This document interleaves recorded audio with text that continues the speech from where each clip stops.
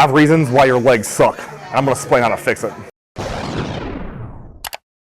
Here you go, guys. Since you love the why arms suck so much, I thought we'd bring it back, but for the other set of appendages, the lower body. So let's roll through these and get started. Number 1, in my opinion, is poor exercise selection. Now, I want to speak to this in 2 different factors. 1, for the person who's new to lifting. 2, for the experienced bodybuilder. So for new to the experienced lifter, most times those people are going to go to trainers or talk to their buddies or their friends who've been at it for a while, and they're actually going to steer them away from barbell squats. And I could not disagree more. I think we need to learn how to barbell squat, and we need to learn how to squat well. Now, that takes a much longer process than most want to believe, right? It might actually take 2-3 years to where you get good, comfortable, and strong at it. I was fortunate enough to come from a football background where we were forced to squat 3 times a week for the first 5 years of my lifting, right? So 8th grade through 12th grade, I was forced to have a bar on my back and progressively get stronger with it. And I was very lucky to have the coaches that taught me how to do it properly and how to maximally load my body for being able to move the most load, and primarily with my legs. So if that's you, if you have under 3 years of lifting experience, if you can't squat 315 for 15 reps, like, it's time. You have to put a bar on your back. And I'm not married to the bar, right? You use a yoke bar, a spider bar, a barbell, a buffalo bar. I don't give a fuck. Front squat for that matter. But that to me should be the foundation of your lower body training, unless you have some kind of crazy injury and you're starting later in life and your spine's really screwed up, right?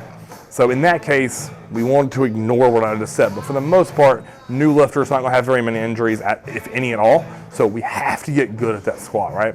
Have to perfect it. Now, to the second group, experienced bodybuilders who have put in a decade or more under the bar, right? You have to look at your structure and where you feel the load being taken, right?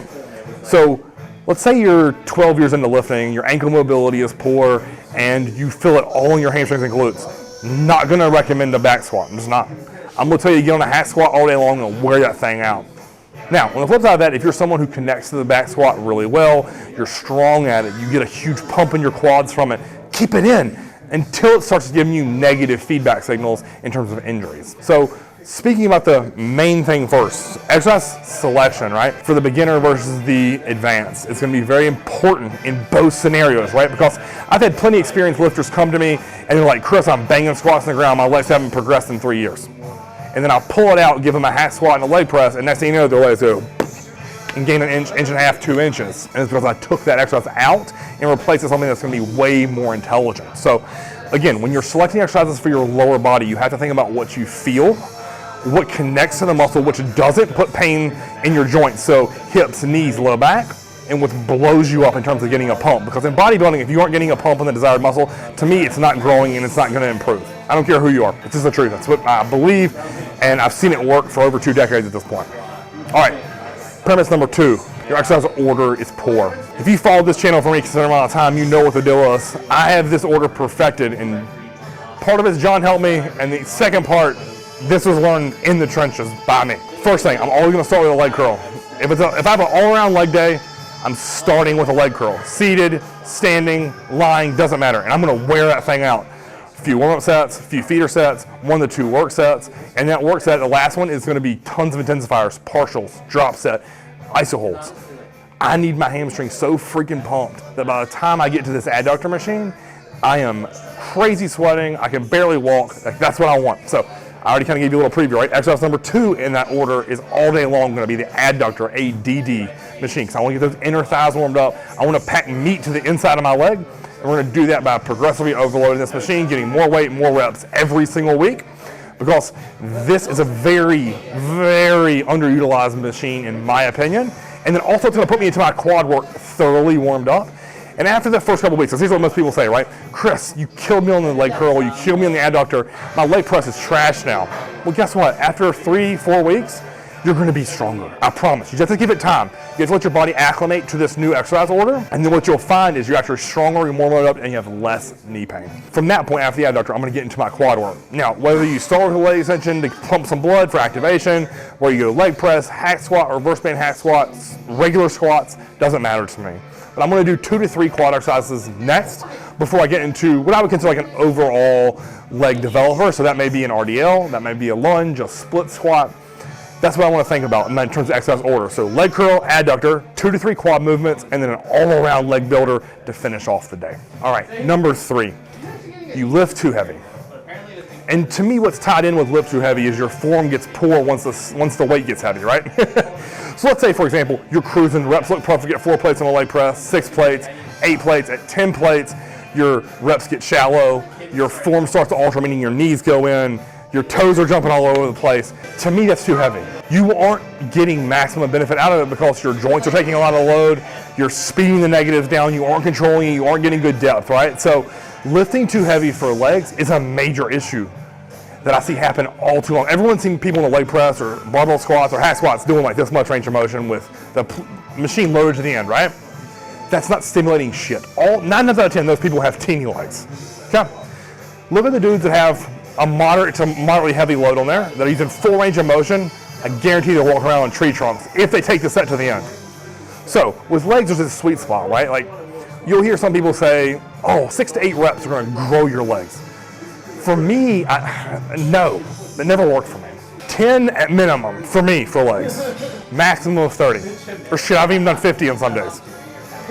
To me, that sweet spot is like 10 to 20. If you had to nail down a 10 range, right? 10 reps being minimum, 20 reps being a maximum. That's the range I would say is sweet spot.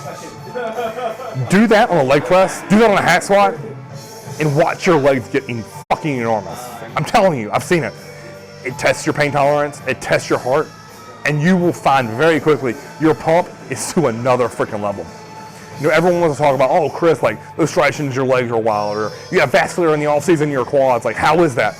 To me, it's because I'm not scared to push a set to the fucking limit, right? And that's only achieved by high rep, smashing a moderate load. Now, I know some of you might say, oh, Chris, you have 6 plates on a hack squat. That's nothing moderate off that. Well, if I had 6 reps on a hack squat, we could probably put 8 or 9 plates aside on it. So think about that in terms of relativity. All right, for 4, I kind of gave you a preview already. Your reps are too low. But again, those kind of go hand in hand with the weight's too heavy and your form's poor, right? So again, I'm not gonna beat a dead horse here. 10 to 20 reps is what we're looking at in terms of growing maximum quad and hamstring growth. That's what we want.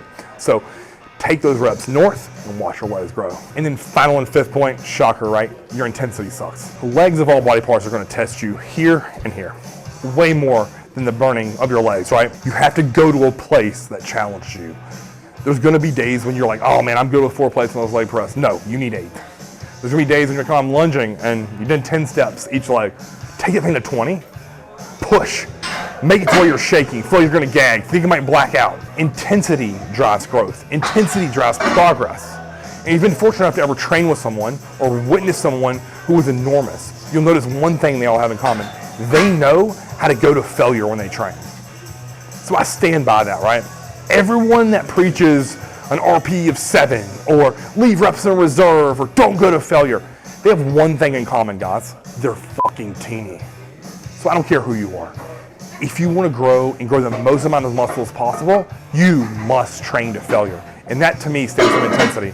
You have to want this. You have to want big legs because they aren't given to you, they're freaking earned. So guys, I challenge you to go back, look through all 5 of these points, apply them to your training today, and watch your legs take a whole new development. Until next time, like, share, and subscribe. Chris CB.